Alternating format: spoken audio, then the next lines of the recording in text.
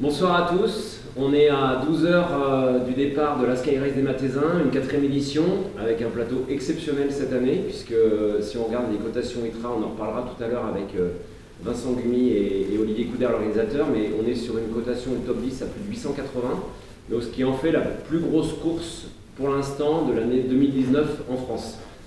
Voilà, avec un plateau d'invités international, donc avec Andy Simons, que tout le monde connaît, qui a gagné une course la semaine passée par chez lui, une course a priori de Via Ferrata, il nous racontera. Thibaut Garivier, qui a aussi gagné la semaine dernière, vous l'avez sans doute vu et suivi, la Transvulcania, donc une grosse perf. Hilary, qui a aussi gagné toute seule, mais contre Strava, avec un segment aux États-Unis. Et Nico, qui a fait une grosse session d'entraînement avec l'équipe de France. Voilà. Alors, on va commencer par le vainqueur de la Transvulcania, parce que c'est vrai que ça peut interroger pas mal de gens. Aujourd'hui, tu m'as dit la semaine dernière, tu verrais si tu venais ou pas. Tu n'étais pas loin, au moins tu viendras en spectateur. Tu n'es pas en spectateur demain, tu viens courir. Comment on récupère et comment on se régénère d'un tel effort de 75 km? Bon, je pense qu'on récupère partiellement, on ne peut pas se mentir. L'an dernier, j'avais couru à 2 semaines, j'étais pas trop mal. Là, une semaine, ça va faire un peu court.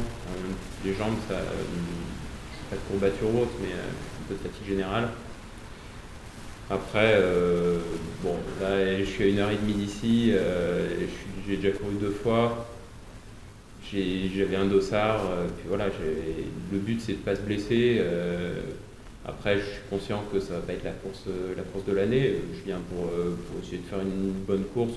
J'essaierai de m'accrocher comme je peux en montée. Après, c'est sûr que sur la descente, les passages techniques, peut-être un peu avec la fatigue, etc., je vais peut-être pas y aller non plus. Des excuses déjà. Voilà. Des excuses déjà. Mais il est venu pour faire la cryo parce qu'il y a plein de neige là-haut. Il y a de la neige c'est là-haut. pas mal. Ouais. Et donc là-dessus, est-ce que tu es sur une phase de surcompensation ou est-ce que tu sens que tu as quand même encore un petit peu de... ça va être un peu compliqué au niveau musculaire? Ouais, je saurais pas trop dire. Je pense qu'il y a quand même encore un peu de la fatigue, dans les jambes, je pense. Malgré la plage? Malgré la plage, ouais. Parce qu'on peut quand même dire, vous êtes tous les deux quand t'arrives des Canaries, il y en a un qui arrive du sud de la France, mais aujourd'hui, c'était quand même un peu la tête dans les nuages. Ah bah ouais, j'ai fait plus 35, plus 30 et plus 5. Ouais, sachant que demain, on devrait être autour de 3-4 degrés au sommet, parce que tout à l'heure, à 1500 mètres, il y avait 8 degrés. Andy, alors, toi, tu passes de la chaleur, pareil, au froid, mais finalement, tu retrouves un temps anglais, un temps qui te convient. Si j'ai choisi d'habiter en Provence, c'est parce que j'aime bien le grand soleil quand même. J'adore en fait être en short et débardeur toute l'année. Donc demain, j'hésite, mais je crois que je vais devoir mettre un t-shirt. C'est le truc qui va un peu plus long, là. C'est un peu grave, mais parfois je le fais 2-3 fois dans l'année. Et après, du coup, c'est vrai que j'adore courir au soleil. Cette année, je fais déjà 5-6 courses dans le sud pour profiter de la Provence. Je fais le challenge de Provence. Mais de temps en temps, ça me manque. Et du coup, là, en 3 heures de voiture, j'ai même pas besoin de rentrer en Angleterre ou en Écosse. J'ai les mêmes conditions, j'ai de la neige, j'espère un peu de vent, c'est top. J'ai vu que vous aviez aussi fait la blague sur les réseaux sociaux avec Ricky, qui lui aussi, Ricky Lightfoot, un champion du monde de trail, Oui. qui est aussi là demain, et du coup, tu le chambrais un petit peu en lui disant qu'il allait retrouver la boue, quoi. Bah, en fait, Ricky, il est arrivé avec un tout petit sac à dos, mais je lui ai demandé de mettre 30 kg de nuages et de boue dans son sac, donc il a emmené ça aussi. On a déposé hier, ils ne sont pas au courant encore, mais ils vont trouver ça le parcours. Donc oui, il vient aussi pour la neige et pour les bonnes conditions. Mais aussi, je pense, ce qui nous plaît, Ricky et moi-même, je parle pour moi surtout, c'est que ce genre de format, ça ressemble beaucoup à du fun running en fait. C'est assez pur. Je pense qu'il y a des sentiers, mais il y a des parties où il n'y a pas grand-chose. On est un peu sur la neige, dans des champs, et c'est assez simple et direct. Et même l'organisateur, il va en parler tout à l'heure, je pense. C'est un format qui reste convivial, simple, mais sur des super jolis parcours et pas trop long. Donc là, on en a pour peut-être 2h25, je pense. 30 à peu près. Il y a déjà des paris de lancer après. Ouais, 2h30, mais donc du coup, c'est dynamique, c'est rapide, mais c'est sympa. C'est vrai, c'est pas mal de casser cette mode qui commence à venir avec toutes les courses 40, 50, 60. Et même 40 maintenant, c'est court. Et c'est pas court en fait, 40 bornes, c'est super long. 25, c'est même pas si court que ça. Donc demain, ça fait 28. 28. 28. Oui, mais ça fait 1009, donc pour vous rendre compte, ça fait quand même 28 km, 28 1900 avec les mètres. essais.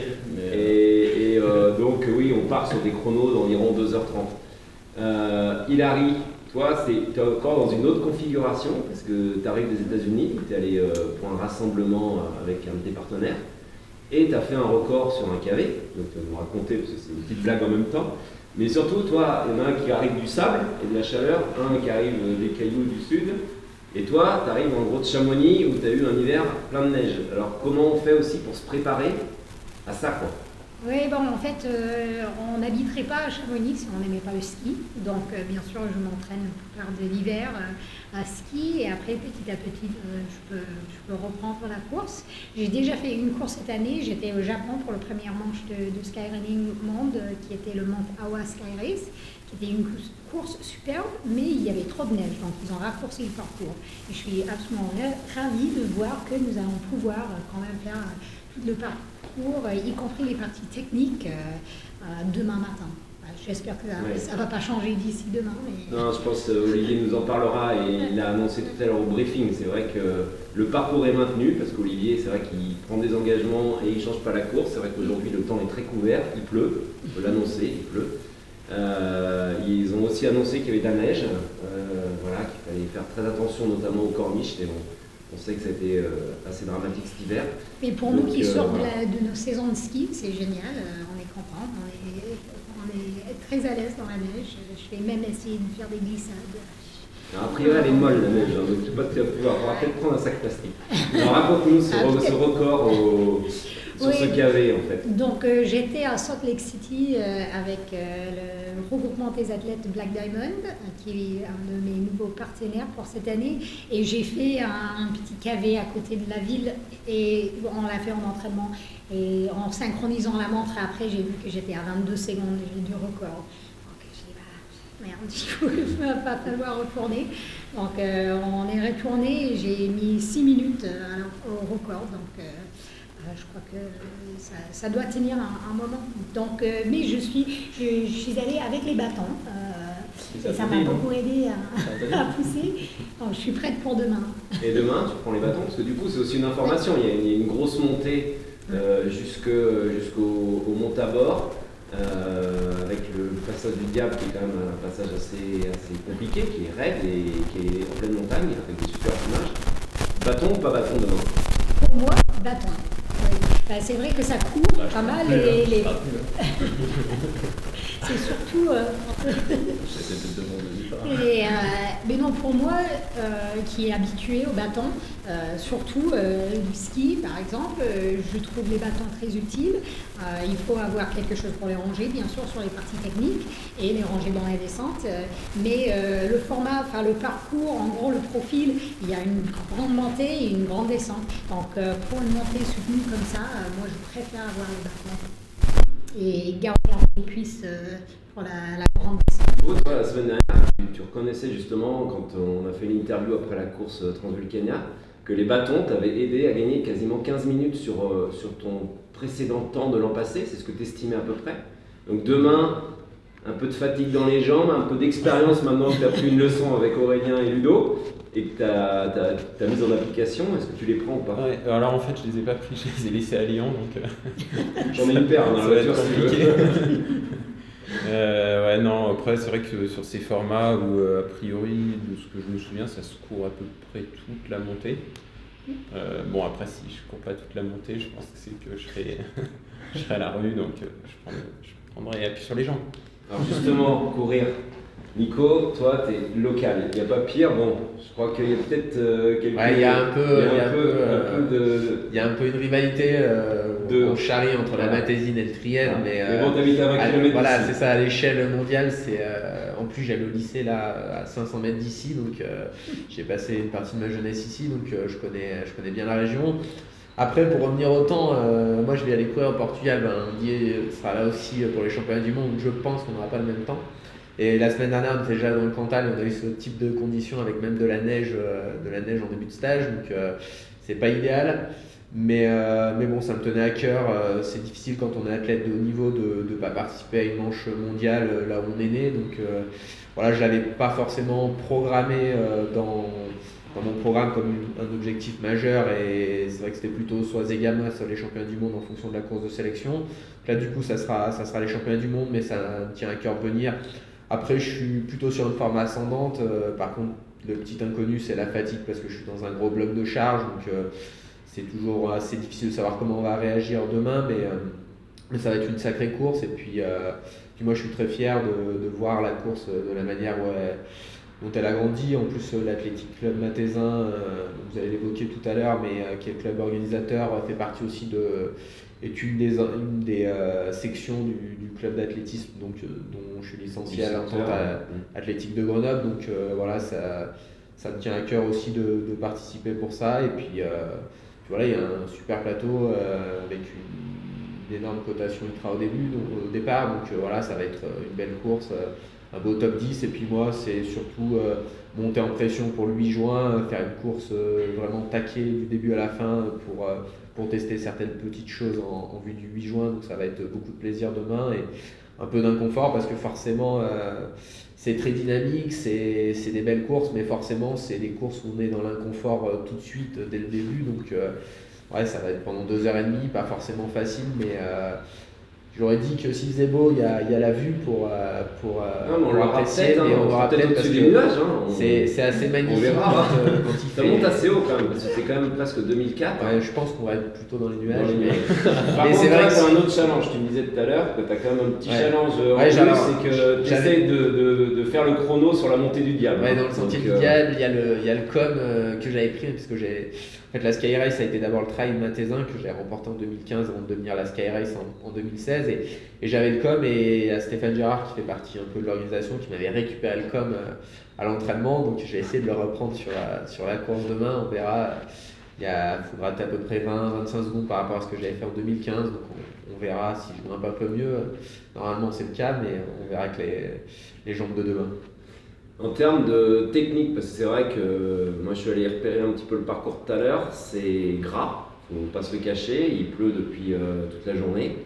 Vous faites des choix particuliers ou vous courez avec vos chaussures habituelles? Parce que là c'est vrai que c'est quand même des endroits où ça va.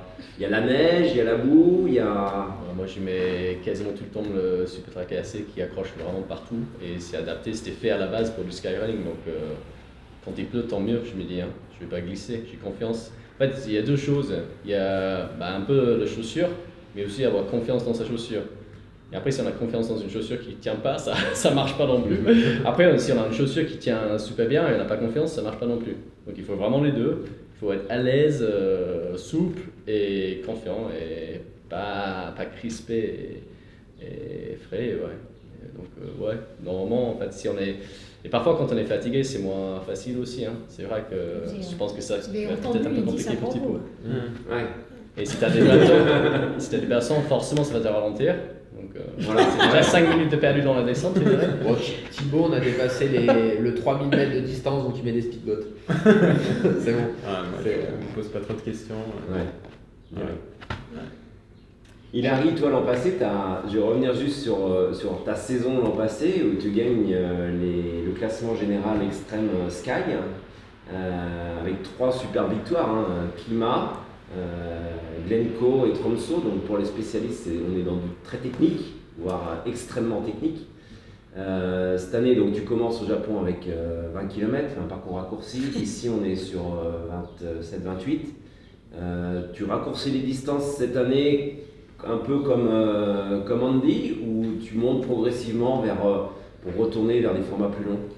En fait, cette année, comme nous avons, en skyrunning cette année, l'année dernière, il y avait les sky classiques et les sky extra, donc les courts et les longs. Et cette année, les formats, c'est tous regroupé. Donc cette année, je fais le sky général. Et donc, le but, c'est de faire un bon mélange des courses. Et Et bon, c'est vrai que l'année dernière, les distances entre 50, 58 et très techniques m'ont bien réussi. Mais encore une fois, c'est la technicité que j'adore. Et donc, c'est pour ça que je voulais vraiment venir faire les Matézins, parce que c'est un parcours technique avec passage aux oreilles de loup, avec des cordes fixes, tout ça. Je sais que ça va me plaire et j'espère que ça va me réussir aussi. Et après, le reste de la saison, on va dire où Oui, alors? donc prochainement c'est Livigno Sky Marathon en Italie au mois de juin, puis Buffet Peak en Espagne en juillet. Après je vais retourner à Tromsø parce que ça m'a vraiment plu. Et bon, la dernière avant le final que j'ai programmé, c'est une nouvelle course, c'est le Matterhorn Ultrax Matterhorn Extrême au mois d'août. Donc, un peu moins de courses, moins de compétition cette année par rapport à l'année dernière. Je crois que j'ai mis le dossard 17 fois l'année dernière. Oui, une grosse saison va passer. Ouais. Donc j'espère passer un peu plus de temps en montagne cette année. En montagne pour toi? En montagne pour moi, oui. En alpinisme, escalade, etc. Voilà. Là, on va arriver au bout de cette première partie. T'es content, hein, juste pour les gens qui vont voir l'émission dans un petit moment. C'est pas encore, tu veux dire? Non, c'est pas encore. C'est du faux direct. Si vous aviez un conseil à donner, parce qu'effectivement là il pleut, on est à la Mure, on va monter à 2400 mètres, il peut faire froid, donc le matériel obligatoire a été redit tout à l'heure au briefing, un coupe-vent et une réserve de boissons. Est-ce que vous allez aller vite? Est-ce que derrière il y a d'autres matériels à adapter qu'il ne faut pas négliger à votre avis?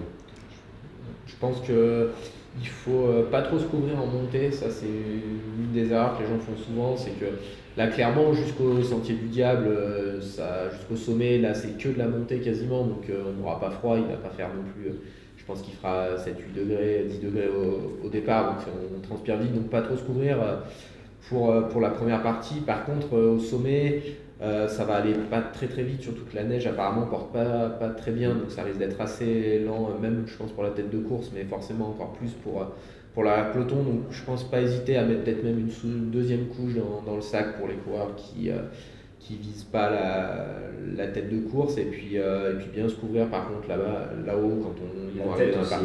Ouais, la tête aussi, un bonnet, ce genre de choses. Et puis après, c'est vrai que les coureurs élites, nous on essaye de partir le plus léger possible. Après, c'est toujours une petite prise de risque parce que quand tu passes vite, il n'y a pas de souci. Après, si tu tords une cheville, ce genre de choses, c'est vrai que.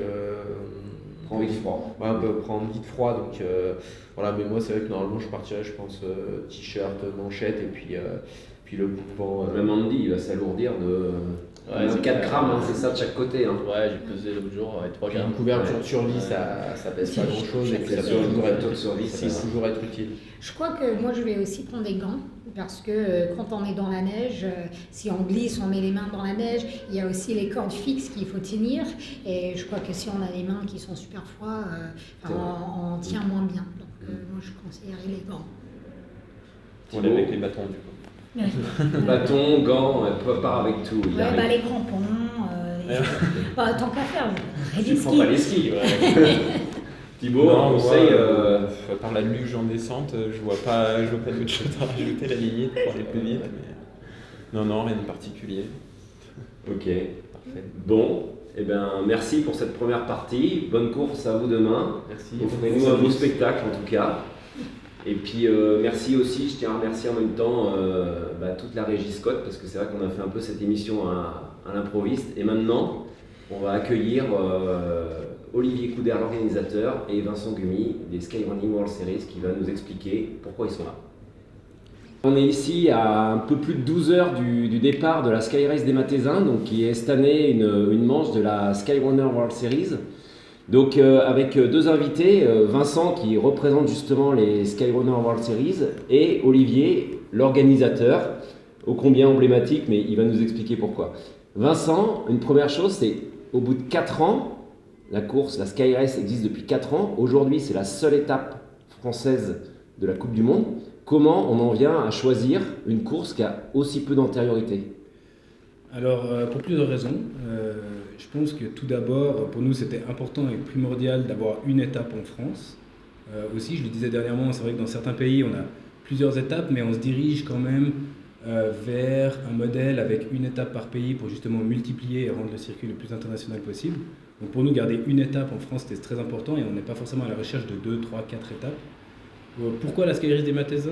Je pense qu'on voulait montrer aux Français, surtout aux coureurs français, qu'aujourd'hui la course de montagne, c'est pas seulement de la longue distance, c'est pas seulement du 100, 130, 140 km, mais qu'on peut s'éclater sur des formats courts, qu'on peut multiplier plusieurs fois dans l'année plus facilement, avec un vrai format skyrunning qui représente les vraies valeurs du skyrunning aujourd'hui, c'est-à-dire c'est un format intense, technique et très rapide, où les coureurs élites, on sait qu'ils vont se tirer la bourre du début à la fin, et que s'il y en a deux qui finissent ensemble, ça finit par un sprint. Ça, c'est les valeurs du skyrunning, et on est certain que la Sky Race des Mathésins représente exactement ces attentes.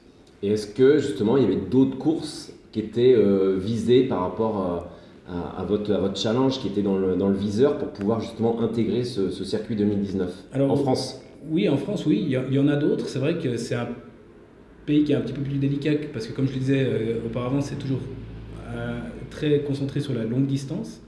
Cela dit, on a un circuit national skyrunning en France, les Skyrunner France Series, où il y a 4 courses qui ont un format skyrunning, et les 4 courses pourraient un jour ont les valeurs nécessaires pour intégrer le circuit international.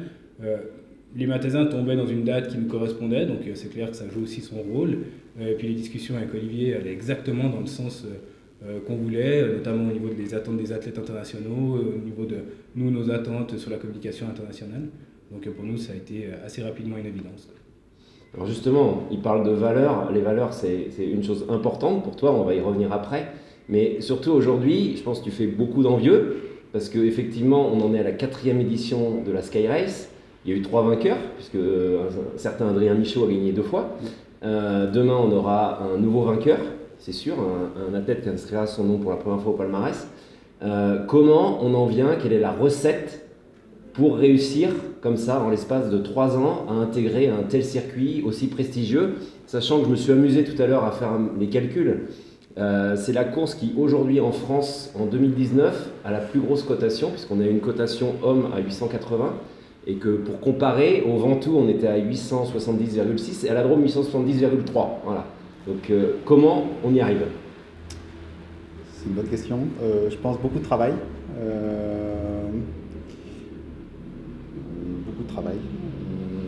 Et avoir une vision qui soit pas restée sur ses acquis, essayer de progresser.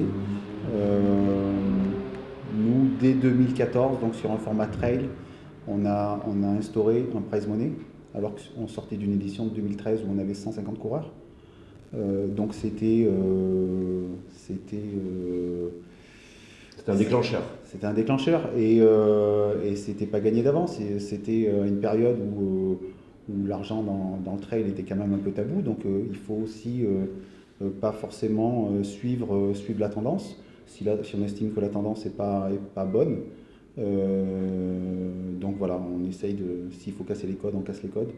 Mais déjà dès 2014, sortir en prize money, c'était osé. On a trouvé des partenaires qui nous ont suivis et puis on a enquillé. Ça nous a permis d'avoir un plateau de coureurs nationaux, une renommée et très rapidement on a effectivement eu une progression assez fulgurante qui peut faire peur, qui n'est pas forcément évidente à gérer parce qu'on se retrouve aujourd'hui sur un circuit mondial avec une structure de club d'athlètes où on est entre 95 et 100 adhérents. Donc voilà, on n'est pas une structure pro, on n'a que des bénévoles, personne n'est rémunéré.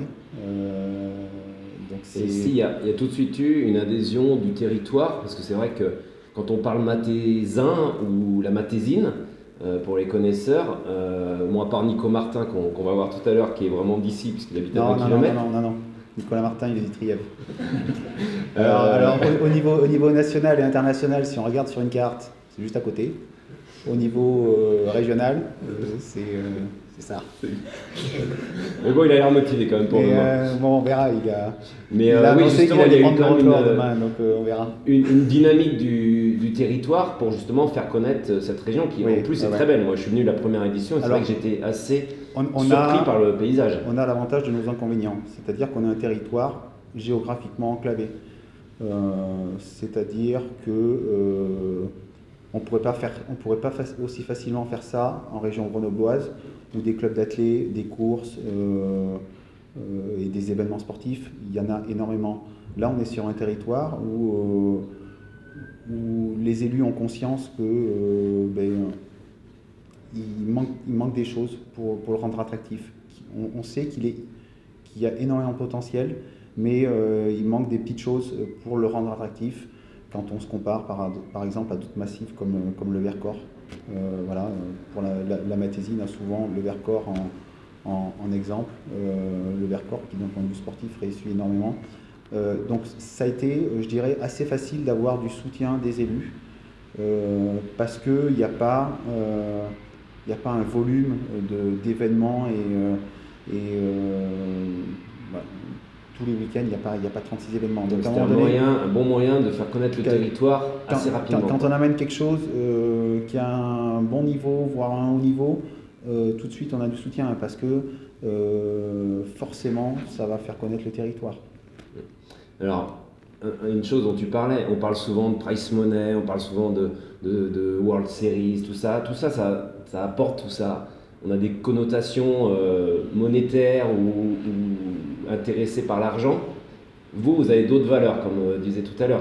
Et explique-nous, aujourd'hui, les bénéfices de cette course, où est-ce qu'ils vont? Parce que je pense que c'est vraiment intéressant de voir que vous ne faites pas ça pour gagner de l'argent, mais vous faites ça pour une autre raison. Alors, l'organisateur, c'est le club d'athlétisme de Lamure, l'Athletic Club Mathézin. Toutes les dépenses faites pour la course sont faites à partir du compte bancaire du club d'athlètes. Toutes les recettes vont dans le compte bancaire du club de l'athlète. Donc, ce club d'athlètes, il vit. Il ne fait pas que gérer un événement. La saison, elle commence le 1er septembre, elle se termine le 31 août. Donc on fait vivre le club avec. S'il y a des bénéfices, ils sont directement dans les caisses du club. Et donc on amène des jeunes. On est un club formateur à partir de éveil athlète, donc 7 ans. Donc on a plein de groupes de jeunes. Hein. Donc potentiellement on les amène sur des compétitions. On va acheter du matériel. On va défrayer des entraîneurs quand ils amènent des athlètes en déplacement. On va payer des formations à des nouveaux encadrants. Donc voilà, c'est un club d'athlètes qui organise. Donc il n'y a pas de société privée, il y a 0 salarié, ni temps complet ni temps partiel. C'est que du bénévolat et ça va dans les caisses du club d'athlètes s'il y a du bénéfice. Ok, merci.